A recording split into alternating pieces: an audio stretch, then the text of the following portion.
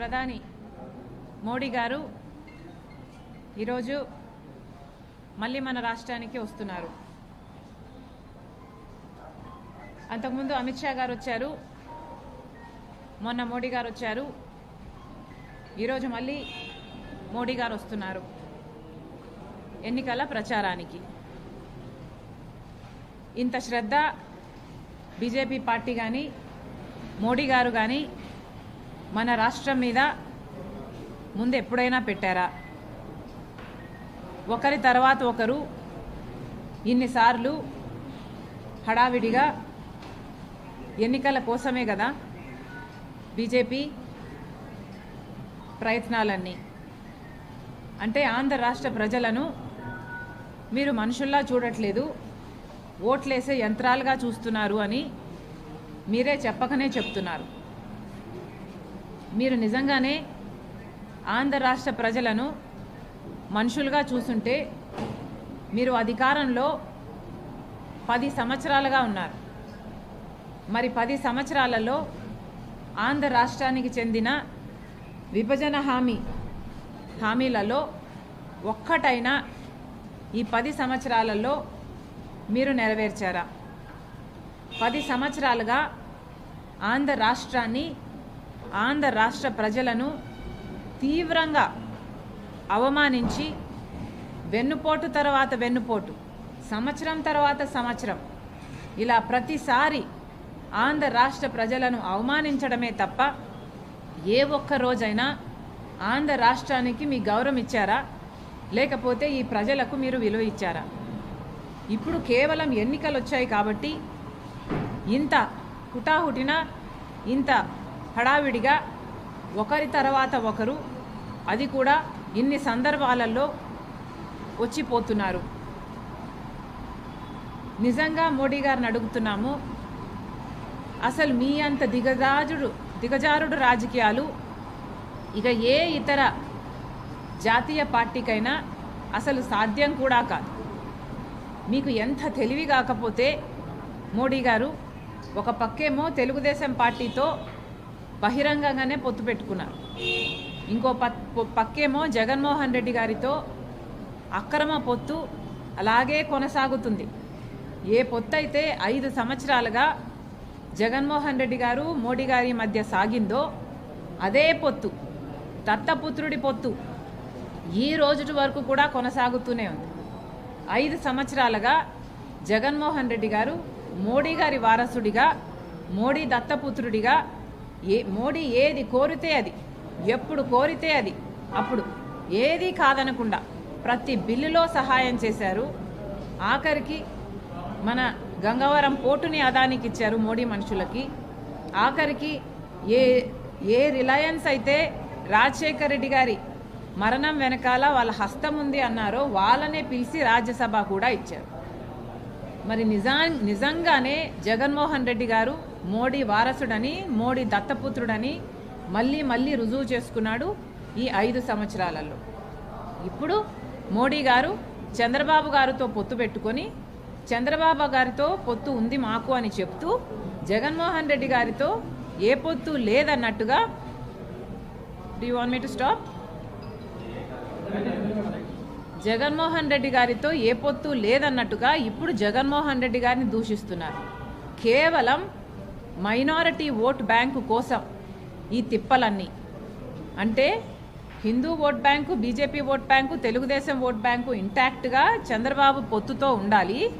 మిగతా minority vote bank అంతా జగన్మోహన్ రెడ్డి గారు పోయినసారిలాగా గార్నర్ చేసుకోగలిగితే ఈ ఓట్ బ్యాంకు, ఆ ఓట్ బ్యాంకు రెండు కలిపితే మళ్ళీ మోడీకే బెనిఫిట్ అవ్వాలి అన్నది మోడీ గారి స్ట్రాటజీ. ఆంధ్ర రాష్ట్ర ప్రజలేం పిచ్చోళ్ళు కాదు మోడీ గారు. ఆంధ్ర రాష్ట్ర ప్రజల గుండె చప్పుడు ఒకసారి వినండి. మోడీ గారి మన్ కీ బాత్ మోడీ గారికి చాలా అలవాటిది. మోడీ గారికి ఇలా చెప్తే ఆయనకు అర్థమవుతుందేమో అనిపించింది మాకు. మోడీ గారి మన్ కీ బాత్, ఆంధ్ర రాష్ట్రుల మన్ కీ బాత్ కూడా ఒకసారి మోడీ గారి చెవున పడితే బాగుంటుంది. మోడీ గారు, మీరు గత 10 సంవత్సరాలుగా ఆంధ్ర రాష్ట్ర ప్రజలకు అన్యాయం చేశారు. కాబట్టి కాంగ్రెస్ పార్టీ ఆంధ్ర రాష్ట్ర ప్రజల పక్షాన మీ మీద ఒక ఛార్జ్ షీటు 10 ఏళ్లకు గాను 10 ఛార్జెస్తో ఒక ఛార్జ్ షీటు మీకు పంపిస్తున్నాము. ఆ ఛార్జ్ షీటు మీరు చదవండి. మీ మీద 10 అభియోగాలు ఏమున్నాయో ఒకసారి అర్థం చేసుకోండి. ఆంధ్ర రాష్ట్ర ప్రజల మన్ కీ బాత్ మీరు అర్థం చేసుకున్నాక ఆ ఛార్జ్ షీటు ప్రకారము ఆంధ్ర రాష్ట్ర ప్రజలకు క్షమాపణ లిఖితపూర్వకంగా ఒక క్షమాపణ లేఖ రాసి ఆంధ్ర రాష్ట్ర ప్రజల హక్కులన్నీ మీరు కాపాడతారని, వెంటనే ఫుల్ఫిల్ చేస్తారని ఒక రిటర్న్ అఫిడవిట్ రాసి తర్వాత ఆంధ్ర రాష్ట్రంలో అడుగు పెట్టాలని కాంగ్రెస్ పార్టీ డిమాండ్ చేస్తుంది. ఇది మోడీకి రాస్తున్న లెటరు. దీంట్లో 10 ఛార్జ్ షీట్లు 10 ఛార్జెస్ ఉన్నాయి. ఇవి బ్రీఫ్గా వివరిస్తా.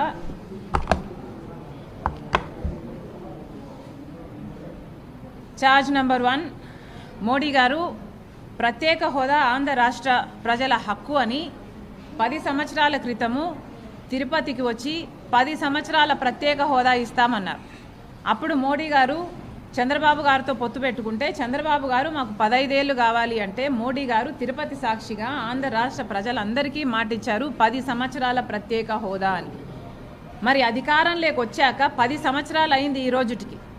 10 సంవత్సరాల కిందట చెప్పిన మాట ఈ రోజుటి వరకు మోడీ గారు నిలబెట్టుకోలేదు. అందుకు గాను మోడీ గారు ఆంధ్ర రాష్ట్ర ప్రజలకు లిఖితపూర్వకంగా క్షమాపణ చెప్పాలి. వెంటనే మీరు ఒకవేళ అధికారంలో వచ్చే ప్రసక్తి లేదు, కానీ ఒకవేళ పొరపాటున వస్తే కూడా మీరు వెంటనే దీన్ని ఫుల్ఫిల్ చేస్తారని అఫిడవిట్ రాసిచ్చే ధైర్యము మీకుందా? అలాగే పోలవరం ప్రాజెక్టు చంద్రబాబు గారు అయితేనేమి, జగన్మోహన్ రెడ్డి గారు అయితేనేమి ఒకరు టెండరింగ్ అని ఒకరు రివర్స్ టెండరింగ్ అని ఆంధ్ర రాష్ట్ర ప్రజలకు అన్యాయమే చేశారు తప్పితే ఇంతవరకు కూడా పోలవరం ప్రాజెక్టులో ఖర్చు పెట్టిన 15,000 కోట్ల రూపాయలు ఏమైంది? బూడిదలో పోసిన పన్నీర్ అయిందా? ఏమైంది? దాని మీద ఒక ఎంక్వైరీ లేదు. ఎందుకు ఖర్చు పెట్టారు? అసలు ఏం జరుగుతుంది పోలవరం ప్రాజెక్టులో? మీరు ఎందుకు దానికి జాతీయ హోదా ఇవ్వటం లేదు? ఎందుకు ఆ ప్రాజెక్టు కట్టడం లేదు? మోడీ గారు ఆంధ్ర రాష్ట్ర ప్రజలకు సమాధానం చెప్పాలి. లిఖితపూర్వకంగా పోలవరం ప్రాజెక్టు కట్టనందుకు మీరు క్షమాపణ చెప్పి అది వెంటనే టేకప్ చేస్తామని అఫిడవిట్ మీరు సంతకం చేసి ఇవ్వగలరా? రాజధానికి మోడీ గారు 10 సంవత్సరాల క్రితం వచ్చి భూమి పూజ చేశారు. అమరావతి రాజధాని అవుతుంది అని చెప్పారు. ఢిల్లీని తలపిస్తాము అన్నారు. ఇక చంద్రబాబు గారు అయితే సింగపూర్ అన్నారు. సరే, కనీసము ఒక్క పర్మనెంట్ బిల్డింగ్ అయినా కట్టారా? 10 సంవత్సరాలుగా 2 ప్రభుత్వాలు మారితే ఇద్దరూ మీకు తొత్తులైతే, ఇద్దరూ మీకు పొత్తులు పెట్టుకునే వాళ్ళే అయితే, ఒకరు సక్రమంగా పెట్టుకున్నా ఒకరు అక్రమంగా పెట్టుకున్నా ఇద్దరూ మీ వాళ్ళే అయినప్పుడు మాకు రాజధాని లేదు అన్న ఇంగితము మీకు ఇంతవరకు ఎందుకు మీ నోటీస్లోకి రాలేదు? మాకు రాజధాని కూడా లేదు. మీకు న్యూఢిల్లీ ఉంది, మిగతా అన్ని రాష్ట్రాలకు అన్ని రాజధానీలు ఉన్నాయి. మరి మాకేముందండి? మాకు ఏది మిగల్చలేదు కదా. మరి కనీస బాధ్యత కాదా మీకు? మోడీ గారికి ఒక రాజధాని అన్నా మనకు కట్టడము, కనీసం అది కూడా చేయలేదు అంటే మరి మీరు క్షమాపణ చెప్పాల్సిన అవసరం లేదా? ఆంధ్ర రాష్ట్ర ప్రజలకు ప్రధానమంత్రిగా 10 సంవత్సరాలుండి దీనికి కూడా లిఖితపూర్వకంగా మీరు క్షమాపణ చెప్పండి. చెప్పిన తర్వాతనే ఆంధ్ర రాష్ట్రంలో మీరు అడుగు పెట్టండి. అంతేకాదు వైజాగ్ స్టీల్ అన్నది ఆంధ్ర రాష్ట్రానికి తలమానికం లాంటిది. అలాంటి వైజాగ్ స్టీలును నిలబెట్టాల్సింది పోనిచ్చి కేంద్ర ప్రభుత్వము రాష్ట్ర ప్రభుత్వం ఇద్దరు కుమ్మక్కయి వాటి భూములను దోచేసుకోవడానికి కోసం ఆ ప్రాజెక్టును మొత్తం నిర్వీర్యం చేసి మొత్తం ఇది నష్టాలలో పోతే తప్ప ఈ ప్రాజెక్టు మన చేతుల్లోకి రాదు అన్నట్టు ఏ ఒక్క అంశంలో కూడా విశాఖ స్టీలును ఆదుకోకుండా కేంద్ర ప్రభుత్వము రాష్ట్ర ప్రభుత్వము ఇద్దరు విలన్లలాగా వ్యవహరించి ఈరోజు దాని పరిస్థితి అగమ్యగోచరంగా తయారైంది. ఇది ఎక్కడి న్యాయం అని అడుగుతున్నాం. ఆంధ్ర రాష్ట్రానికి చెందిన తలమానికం వైజాగ్ స్టీల్ అయినప్పుడు అలాంటి ప్రాజెక్టును కూడా మీరు పరిరక్షించకపోతే ఇంకా మీరు ఎలాంటి ప్రధానమంత్రి? అందుకే దానికి కూడా మీరు క్షమాపణ రాసివ్వాలి అని కాంగ్రెస్ పార్టీ డిమాండ్ చేస్తుంది. ఆంధ్ర రాష్ట్ర విభజన హక్కులలో 5వది, ఆంధ్ర రాష్ట్ర విభజన హక్కులలో ఏ ఒక్కటి కూడా మోడీ గారు ఇంతవరకు నిలబెట్టుకుంది లేదు. కడప స్టీల్ ఫ్యాక్టరీ అయితేనేమి, రాయలసీమకు నార్త్కు స్పెషల్ ఎకనామిక్ జోన్ ప్యాకేజ్ అయితేనేమి, రైల్వే జోన్ అయితేనేమి, దుగరాజపట్నం పోర్ట్ అయితేనేమి, ఒక్కటంటే ఒక్కటి కూడా ఏది పోలవరము, రాజధాని, స్పెషల్ స్టేటస్ ఇవన్నీ కాకుండా పెద్దవి చిన్నవి ఏ ఒక్కటి నిలబెట్టుకోనందుకు మోడీ గారు సమాధానం చెప్పాలి. ఎందుకు నిలబెట్టుకోలేదు, ఒక్కటైనా ఎందుకు నిలబెట్టుకోలేదు అని అడుగుతున్నాం. మీకు ఏమాత్రం చిత్తశుద్ధి ఉన్నా ఆంధ్ర రాష్ట్ర ప్రజల మీద ఇది చేయలేకపోతున్నాము, దాని బదులు ఇది చేస్తాము అని మీరు చెప్పాలి. కానీ ప్రధానమంత్రిగా ఉండి ఒక్కసారైనా ఒక్క సమాధానం కూడా చెప్పకుండా కనీసం ఇక్కడ ప్రజలు ఉన్నారు, వాళ్ళకు విలువ ఇవ్వాలి, వాళ్ళకు ఎక్స్ప్లెనేషన్ ఇవ్వాలి, వాళ్ళకు భరోసా కల్పించాలి అన్న మనసు మీకు ఎప్పుడూ రాలేదు. ఈరోజు ఎన్నికలు వచ్చాయి కాబట్టి ఈరోజు హడావుడిగా వచ్చి ఇక్కడ ఒకరి తర్వాత ఒకటి ఇన్ని సభలు పెట్టి ఇన్ని మాట్లాడుతున్నారే, నిస్సిగ్గుగా ఆంధ్ర రాష్ట్ర ప్రజలు మీ గురించి ఏమనుకుంటున్నారు అని ఒక్కసారైనా ఆలోచన చేశారా? మా మన్ కీ బాత్ వినండి, క్షమాపణ ఆంధ్ర రాష్ట్ర ప్రజలకు చెప్పండి. ఉద్యోగాల విషయంలో కేంద్ర ఉద్యోగాలు అన్నీ కలిపితే 30 లక్షల ఉద్యోగాలు ఖాళీగా ఉన్నాయి. అవి భర్తీ కాలేదు, అవి భర్తీ చేయలేదు మోడీ గారు. ఇది కాకుండా సంవత్సరానికి 2 కోట్ల ఉద్యోగాలు ఇస్తామన్నారు మోడీ గారు. 10 సంవత్సరాలకు 20 కోట్ల ఉద్యోగాలు ఇవ్వాల్సిందే మోడీ గారు. మరి ఈ 20 కోట్ల ఉద్యోగాలలో ఆంధ్ర రాష్ట్ర బిడ్డలకు ఎన్ని కోట్ల ఉద్యోగాలు ఇచ్చారు మీరు? 20 కోట్లలో కనీసం 10 సంవత్సరాలలో అంతా కలిపి 1 కోటి ఉద్యోగాలు ఇచ్చారా? లేదు 10 లక్షల ఉద్యోగాలు ఇచ్చారా? ఎన్ని ఇచ్చారు? మరి మా బిడ్డలకు మీరు ఉద్యోగాలు ఇవ్వనప్పుడు, మీరు మా కోసం ఏ వాగ్దానాలు నిలబెట్టుకోనప్పుడు, కనీసం మా హక్కులను కూడా మాకు ఇయ్యనప్పుడు మిమ్మల్ని ఎందుకు గౌరవించాలి ఆంధ్ర రాష్ట్ర ప్రజలు అని అడుగుతున్నాం. మాటికి మీరు మా యువతకు క్షమాపణ చెప్పాల్సిన అవసరం ఉంది. 7వది ఎస్సీ, ఎస్టీ, బీసీ మైనారిటీలకు వీళ్లకు రక్షణ కల్పించాల్సిన బాధ్యత ప్రధానమంత్రికి, కేంద్రంలో అధికారంలో ఉన్న పార్టీకి ఉంటుంది. కానీ బీజేపీ ఒక మతతత్వ పార్టీ. మరి మీరు మణిపూర్ లాంటి ఘటనల ద్వారా ఏం భరోసా కల్పిస్తున్నారు ప్రజలకు? ఎస్సీ, ఎస్టీ, బీసీ మైనారిటీలకు వాళ్ళు కేటాయించిన నిధులలో ఏమాత్రం ఇస్తున్నారు? కనీసం వాళ్ళకి ఈరోజు వాళ్ళ ప్రాణాలకు కూడా రక్షణ లేకుండా పోయింది. ఎన్ని దాడులు జరుగుతున్నాయి వాళ్ళ మీద. మా రాష్ట్రంలోనైనా ఎన్ని దాడులు జరుగుతున్నా మీ కమిషన్లకు వచ్చి మేము రిపోర్టు చేసినా ఒక్కసారైనా స్పందించలేదు. ఎందుకు అని అడుగుతున్నాం. ఈ అట్టడుగున ఉన్న వర్గాలందరికీ మీరు క్షమాపణ చెప్పాల్సిన అవసరం ముమ్మాటికి ఉంది. కరప్షన్ ఆంధ్ర రాష్ట్రంలో ఎంత విచ్చలవిడిగా కరప్షన్ జరుగుతుంది అని మేమే అంటాం కాదు, మీరు మోడీ గారు, అమిత్ షా గారే మా దగ్గర సభలు పెట్టి ఇప్పుడు గింజుకొని అరుస్తున్నారా? ఏమండి, మీకు 10 సంవత్సరాలుగా మీరు అధికారంలో ఉంటే ఇక్కడ జరుగుతున్న కరప్షన్ మీకు అర్థం కాలేదా? 5 సంవత్సరాలుగా దత్తపుత్రుడు అని జగన్మోహన్ రెడ్డి గారు అంతగా కౌగలించుకున్నారే, మరి 5 సంవత్సరాలుగా మీకు అర్థం కాలేదా ఇక్కడ జరుగుతున్న కరప్షను? శాండ్ అయితేనేమి, ల్యాండ్ అయితేనేమి ఎన్ని కరప్షన్లు జరుగుతున్నాయని మీరు చెప్తున్నారే ఇప్పుడు. అంటే మీకు ఎప్పుడు ఏది కావాల్స్తే అప్పుడు అది మాట్లాడతారా? ఏం మాట్లాడుతున్నారండి? ఇప్పుడు కరప్షన్ ఇప్పుడు మాట్లాడుతున్నారే. మరి అధికారంలో ఉన్నది మీరు కదా, కేంద్రంలో మీరు అధికారంలో ఉన్నప్పుడు మీరు కాపలా కుక్క కాదా దేశం అంతటికి? మరి ఒక రాష్ట్రంలో కరప్షన్ జరుగుతుంది అంటే మీరు వాచ్ డాగ్ లాగా ఒక యాక్షన్ తీసుకోవాల్సిన అవసరం లేదా? అప్పుడేమో మీకు దత్తపుత్రుడు, ఇప్పుడేమో కరప్షనా? ఈ కరప్షన్ మీకు మరి ముందే తెలుసుంటే ఎందుకు ఏ యాక్షన్ అయినా తీసుకోలేదు? ఒక కాగ్ అయినా, ఒక ఈడీ అయినా, ఒక సిబిఐ అయినా ఒక్క ఎంక్వైరీ అయినా వేశారా మీ దత్తపుత్రుని ప్రభుత్వం మీద? ఇంకో పక్క లిక్కర్ మాఫియా అని మీరే మాట్లాడుతున్నారు. అసలు ప్రపంచంలో ఎక్కడా లేని లిక్కర్ విధానం ఆంధ్ర రాష్ట్రంలో ఉంది. ఇది ఎక్కడ పద్ధతి అండి? పూర్తి మద్యపాన నిషేధం చేస్తానన్న జగన్మోహన్ రెడ్డి గారు మద్యపాన నిషేధం చేయలేదు కదా. ఈరోజు సర్కారు ఏది అమ్ముతే ప్రజలు అదే తాగాలి అంటున్నారు. ఎక్కడ అసలు ఒక క్వాలిటీ, ఒక హెల్త్ చెక్ ఉందా? ఇది ఏం క్వాలిటీ అమ్ముతున్నారు? 25% మంది ఎక్కువ చచ్చిపోతున్నారు ఈ లిక్కర్ తాగి. కిడ్నీలు, లివర్లు చెడిపోయి ఎవరు పట్టించుకుంటున్నారు? కేంద్రం నుంచి ఒక్క హెల్త్ ఆడిట్ అయినా జరిగిందా? ఎక్కడా లేని విధంగా మన రాష్ట్రంలో అసలు ఓన్లీ క్యాష్ పద్ధతిలో ఉంది లిక్కర్ అంతా. అంటే స్టేట్ ట్యాక్స్ ఎంత, సెంట్రల్ ట్యాక్స్ ఎంత, ఎక్సైజ్ ట్యాక్స్ ఎంత, ఎవరికి ఎంత పోతుంది, ఎంత అమ్ముతున్నారు, ఒక లెక్క, ఒక పాడు పద్ధతి ఏదైనా ఏడ్చిందా? మరి ఇదంతా కేంద్రంలో మీరు అధికారంలో ఉండి మీరు గాడిదలు కాసారా? ఎందుకు ఏ యాక్షన్ అయినా తీసుకోలేదు గత 5 సంవత్సరాలుగా? ఇప్పుడు వచ్చి కరప్షన్ అని గింజుకొని అరుస్తున్నారే.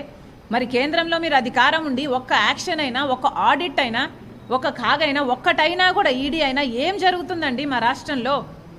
ఇన్ని అప్పులు చేస్తున్నారు, యథేచ్ఛగా ఇచ్చిన డబ్బులన్నీ ఇష్టం వచ్చినట్లు ఖర్చు పెడుతున్నారు. ఒకదానికి ఇవ్వడము, కేంద్ర నిధులు ఇంకో దానికి మళ్లించడము. ఒక్కటైనా పట్టించుకుందా కేంద్రం దత్తపుత్రుని గవర్నమెంట్ మీద? మరి ఇప్పుడు గింజుకొని అరుస్తున్నారు మీరు. సిబిఐ లాస్ట్ అంశము, సిబిఐ కర్నూలులో అవినాష్ రెడ్డి గారిని అరెస్ట్ చేయడానికి వస్తే మీ దత్తపుత్రుడు పోలీసులను పెట్టి మూకలను పెట్టి సిబిఐను కూడా భయభ్రాంతులకు గురి చేసి సిబిఐను కూడా తరిమి కొట్టారు. మరి సిబిఐ అన్నది ఒక దేశానికి ఒక రాష్ట్రానికి కాదు, ఒక దేశానికి చెందిన సంస్థ. మరి అంతగా మీ దత్తపుత్రుడు సిబిఐని అవమానిస్తే మరి మీరు ఏం చేశారు? కనీసం దేశానికి అతి ఉన్నతమైన సంస్థల్లో ఒక సంస్థ సిబిఐని అంత ఘోరంగా అవమానిస్తే మరి దేశం అంతటికీ అవమానం కదా, ప్రజలందరికీ అవమానం కదా. మరి ఏం చేశారు మీరు? ఇలా ఒక్కొక్క సంస్థను నీరుగార్చడం, ఒక్కొక్క సంస్థను మీ ఇష్టం వచ్చినట్లు వాడుకోవడం, మీ వాళ్ళను కాపాడుకోవడం. లిక్కర్లో అయితే కేజ్రీవాల్ను అరెస్టు కూడా చేస్తారు, ఎందుకంటే మీ వాళ్ళు కాదు కాబట్టి, మీతో కలిసి లేరు కాబట్టి. ఇక్కడ ఏ అరెస్టులు కావు, ఎందుకంటే జగన్మోహన్ రెడ్డి గారు మీ దత్తపుత్రుడు కాబట్టి. మోడీ గారు ఎంతైనా ఆంధ్ర రాష్ట్ర ప్రజలకు క్షమాపణ చెప్పాలి. ముందు లిఖితపూర్వకంగా క్షమాపణ మీరు రాసివ్వండి, మీరు ఒక అఫిడవిట్ సైన్ చేసి ఇవ్వండి అని కాంగ్రెస్ పార్టీ డిమాండ్ చేస్తుంది. థ్యాంక్ యూ అమ్మా, థ్యాంక్ యూ వెరీ మచ్.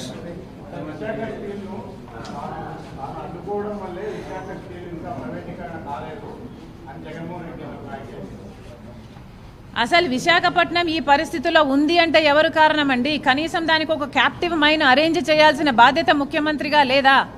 ముఖ్యమంత్రిగా ఏం చేశారు తెలుసా? మొన్న విశాఖపట్నం స్టీల్స్కు మేము ముఖ్యమంత్రి విజిట్ తర్వాత మేము విజిట్ చేస్తే అక్కడ వాళ్ళు చెప్పిన విషయము, అమ్మా మేము ముఖ్యమంత్రికి చెప్తే ఓ అవునా ఇది నష్టాలలో ఉందా అని అడిగాడు అని అంటున్నారు. అంటే ముఖ్యమంత్రి హోదాలో ఉన్నవాడు విశాఖ స్టీలు ఏ పరిస్థితిలో ఉందో కూడా తెలియదా? వాళ్ళు ఎన్ని రోజుల నుంచి ధర్నాలు చేస్తున్నారో తెలుసా, నిరాహార దీక్షలు చేస్తున్నారో తెలుసా? ఇప్పటికి 1000 రోజులు పైనే దాటిపోయింది. మరి మీ రాష్ట్రంలో అన్ని రోజుల పాటు తిండి లేకుండా ధర్నాలు చేస్తుంటే మీకు అంతమంది 30,000 ఎంప్లాయీస్ ఉన్న ఇన్స్టిట్యూట్ అది. అలాంటి ఆర్గనైజేషన్లో ఏం జరుగుతుందో మీకు తెలియదా? కనీసం జీతాలు లేవు అని వాళ్ళు కంప్లైంట్ చేస్తే మీ భూములు అమ్ముకొని జీతాలు ఇచ్చుకోండి అని చెప్పారు. భూముల మీద ఉన్నంత శ్రద్ధ మనుషుల మీద లేదా? ఎంప్లాయీస్ మీద లేదా? ముఖ్యమంత్రి హోదాలో ఉన్న వ్యక్తి మాట్లాడాల్సిన మాటలేనా ఇవి? రాజశేఖర రెడ్డి గారు తండ్రి రాజశేఖర రెడ్డి గారు మరి ఏం చేశారండి? రాజశేఖర రెడ్డి గారు విశాఖ స్టీల్ కోసం నిలబెట్టడానికి డబ్బులు ఇవ్వలేదా ఆ రోజు? మరి మీరెందుకు ఇవ్వటం లేదు? ఇవ్వకపోగా ఓ అవునా అని మాట్లాడే మీలా మాట్లాడేది ముమ్మాటికి అంతా బోగస్సే. విశాఖ స్టీలు ఇలాగే కేంద్రంలో బీజేపీ, రాష్ట్రంలో వైసీపీ ప్రభుత్వం కొనసాగితే విశాఖ స్టీలు అమ్ముడు పోవడం ఖాయం.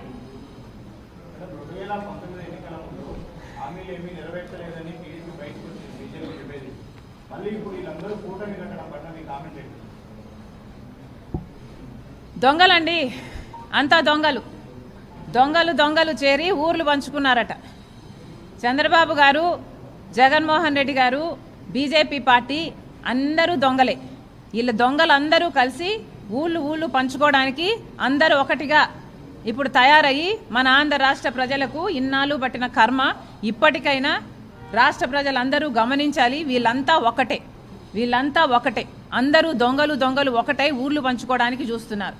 గత 10 సంవత్సరాలు తిరిగేసి చూసుకుంటే అసలు మన రాష్ట్రం ఎక్కడ ఉన్నింది, ఎక్కడ బిగిన్ అయింది 10 సంవత్సరాల కింద, ఇప్పుడు ఎక్కడ ఉందో ఒకసారి ఆలోచన చేయండి. అసలు ఎక్కడ వేసిన గొంగలి అక్కడే ఉంది. 10 సంవత్సరాలుగా ఏం సాధించామండి మనము? ఒక రాజధాని అయినా సాధించామా? ఒక ప్రాజెక్ట్ అయినా పూర్తి చేసుకున్నామా? రాజశేఖర రెడ్డి గారి జలయజ్ఞంలో ప్రాజెక్టులు జగన్మోహన్ రెడ్డి గారు నవరత్నాలలో పెట్టారు. రాజశేఖర రెడ్డి గారు 54 ప్రాజెక్టులు మొదలు పెడితే వాటిలో 12 ప్రాజెక్టులు రాజశేఖర రెడ్డి గారు పూర్తి చేస్తే మిగతా 42 ప్రాజెక్టులు జగన్మోహన్ రెడ్డి గారు అధికారంలోకి వచ్చిన వెంటనే పూర్తి చేస్తామన్నారు.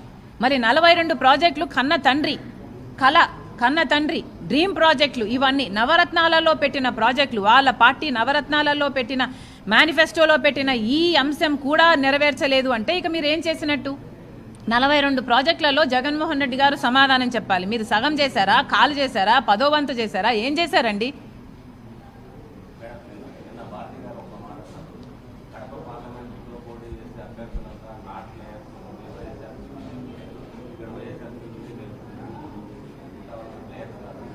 అవునండి, వాళ్ళే అధికారంలో ఉండాలి, వాళ్ళే గొడ్డలు తీసుకొని అందరినీ వాళ్ళకి అగెయిన్స్ట్గా ఉన్న వాళ్ళందరినీ నరికేయాలి, వాళ్ళే సింగిల్ ప్లేయర్గా ఉండాలి. ఇదేనా భారతి గారి స్ట్రాటజీ? ఇదేనా? అంతే కదా, గొడ్డలితో మిగతా వాళ్ళందరినీ నరికేయండి, మీరే సింగిల్ ప్లేయర్గా ఉంటారు. అప్పుడు ఈరోజు అవినాష్ రెడ్డి గారు ఊరు దాటిపోవడానికి ఇక ఓటమిని ఒప్పుకునే పరిస్థితికి వచ్చి పాస్పోర్ట్లు కూడా తయారు చేసుకుంటున్నారు. ఆయన ఊరి దాటిపోవడానికి ఎలా అయితే నేను తప్పించుకొని పోగలను, నేను ఓడిపోతే నా అరెస్ట్ ఖాయం అన్న పద్ధతిలో ఉంది వాళ్ళ పరిస్థితి. ఇప్పుడు నేను ఆంధ్ర రాష్ట్ర ప్రజలకు కాదు, కడప ప్రజలకు చెప్తున్నాను, అవినాష్ రెడ్డి గెలిస్తే నేరం గెలిచినట్టు, రాజశేఖర రెడ్డి బిడ్డ ఓడిపోతే నేరం గెలిచినట్టు. కడప ప్రజలందరూ ఆలోచన చేయాలి. మీ ఎంపీని కలవడానికి మీ జిల్లాలోనే మీకు వీలుండాలి అంటే రాజశేఖర రెడ్డి బిడ్డకు ఓటేయండి. మీ ఎంపీని కలవడానికి మీరు జైలుకి వెళ్ళాలి అంటే అవినాష్ రెడ్డికి ఓటేయండి. Thank you.